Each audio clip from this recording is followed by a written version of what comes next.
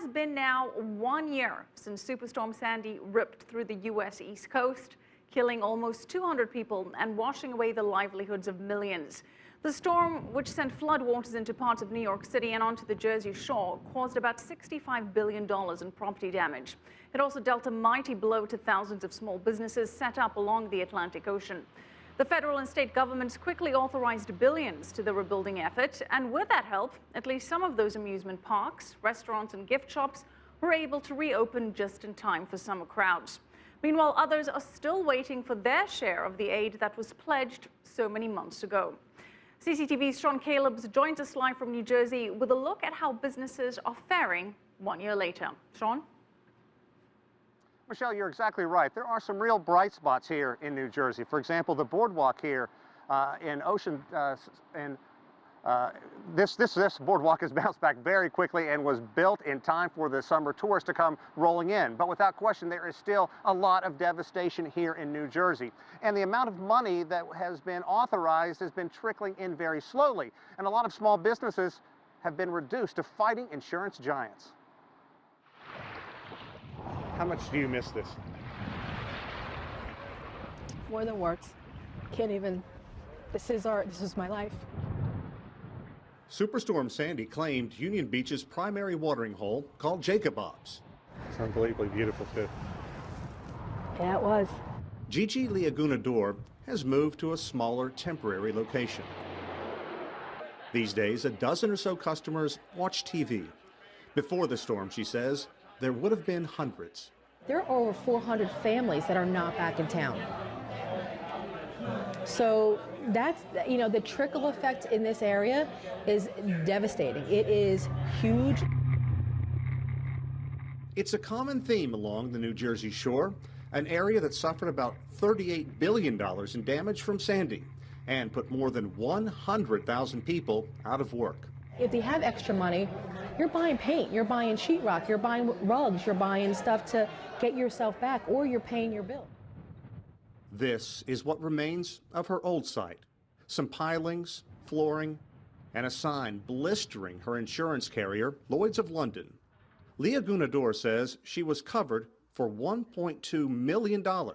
The insurance giant says it was flood damage, not wind, so she's been offered $9,000 in change to settle the claim.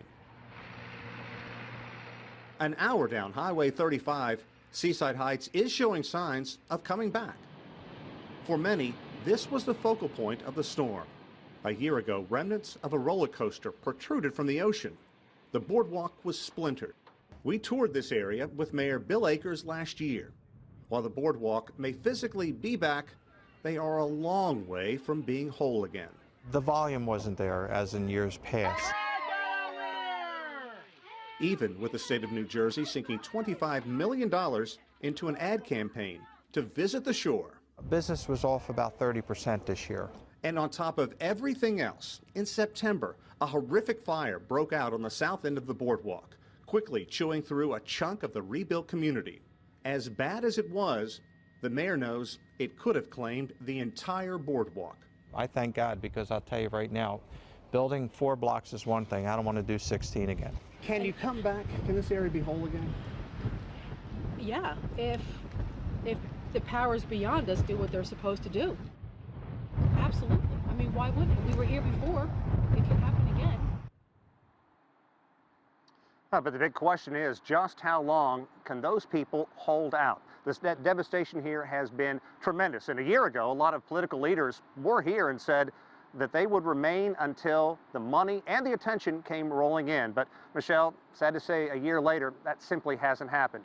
And I got to say, we're in Seaside Heights. I know it, now you know it. Well, Sean, it's been a year. There has been some progress, not enough. When is the New Jersey shore expected to fully recover, and what needs to happen for that progress to be achieved?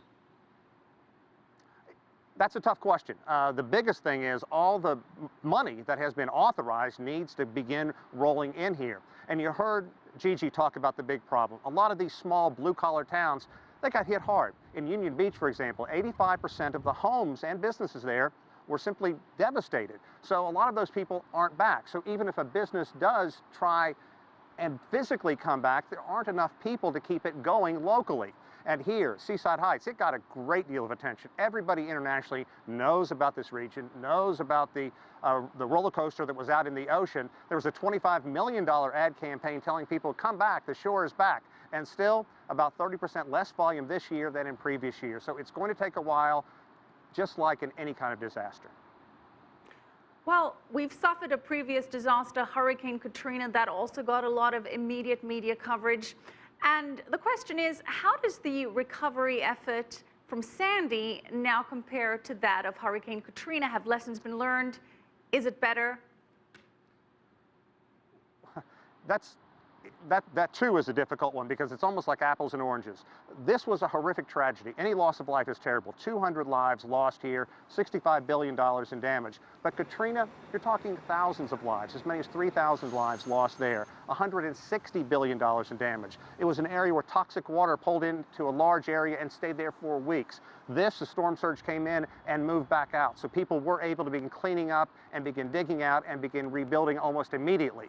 The tough thing is people would think that FEMA, the Federal Emergency Management Agency, would have its act together and be prepared for something like this, to begin helping people get water, get emergency services in here, open roads. It just didn't happen, and that's frustrating to a lot of people. You saw a lot of people sort of excited that, yes, we can come back about a year ago. People are beaten down now. They need some kind of break, and no one wants to fight with an insurance carrier after paying hundreds of dollars every month for insurance, and then the time you do need it, they say, well, we're going to recover the wind, but not the flood damage. So here's a few thousand, not the hundreds of thousands you thought were going to be coming your way.